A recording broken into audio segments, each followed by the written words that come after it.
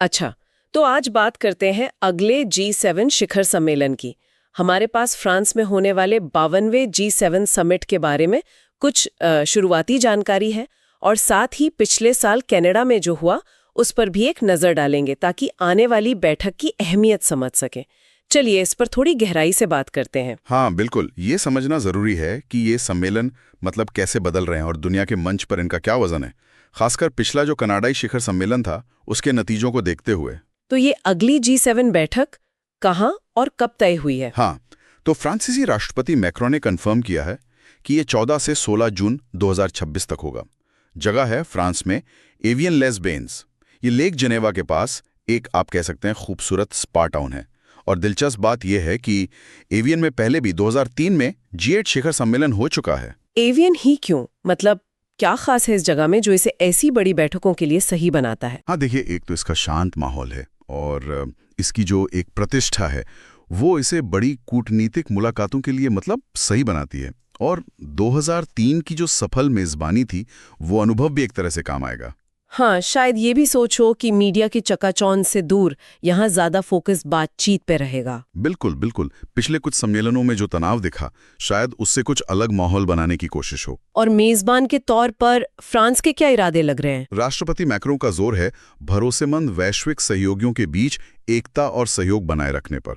ये एकता की बात शायद इसलिए भी अहम है क्योंकि जैसा आपने कहा पिछले सम्मेलनों में मतभेद साफ दिखे थे और उन्होंने सहयोग बढ़ाने के लिए नए प्रारूपों का भी जिक्र किया है।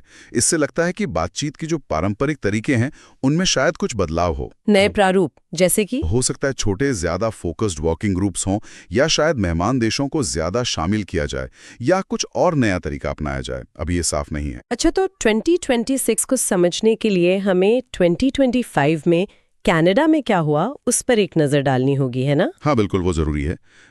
51वां शिखर सम्मेलन कनाडा के कैनाडास्कस में हुआ था जी। 15-17 जून 2025 को।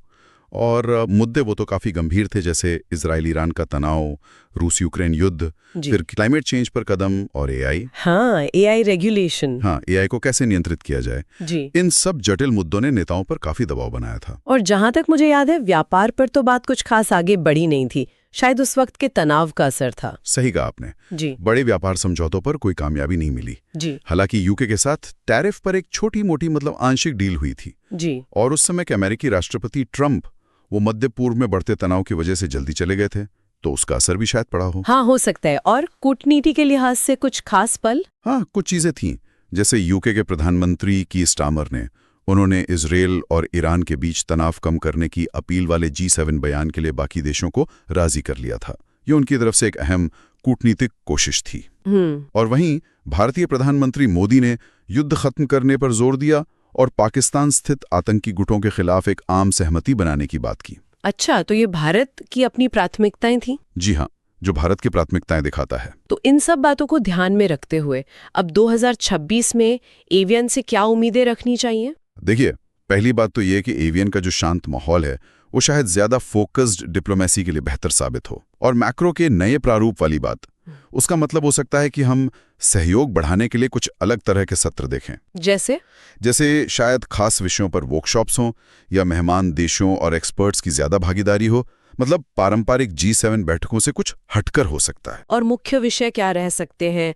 किन मुद्दों पर फोकस रहेगा? पिछले सम्मेलन को देखें तो लगता है कि क्लाइमेट चेंज और ऊर्जा ये तो रहेगा ही, वैश्विक सुरक्षा खासकर मध्य पूर्व और यूक्रेन की स्थिति, आर्थिक स्थिरता, व्यापार के नियम, एआई का रेगुलेशन ये भी बहुत अहम होता जा रहा है। हाँ बिल्कुल। और विकासशील देशों के साथ सहयोग, ये सब मुद्दे अहम रहेंगे। ये वही बड़ी चुनौतियां हैं जिनसे दुनिया अभी जूझ रही है। लेकिन जो मौजूदा तनाव है उनका क्या, जैसे व्यापार पर मतभेद या अलग अलग गठबंधनों में खींचतान? हाँ, वो एक बड़ी चुनौती रहेगी। बिल्कुल, इन संकटों को संभालना आसान नहीं होगा और एकता पर मैक्रों का जो जोर है वो असल में इन्हीं गहरी दरारों की तरफ इशारा करता है जिन्हें भरने की जरूरत है। शैली और सहयोग के नए तरीकों का एक मिश्रण पेश करने की कोशिश करेगा, वो भी ऑल्प्स की शांत वादियों में। जलवायु, डिजिटल दुनिया के नियम, व्यापार और वैश्विक सुरक्षा पर तो नजर रहेगी, साथ ही ये भी देखना होगा कि ये नए प्रारूप कितने कारगर होते हैं। बिल्कुल।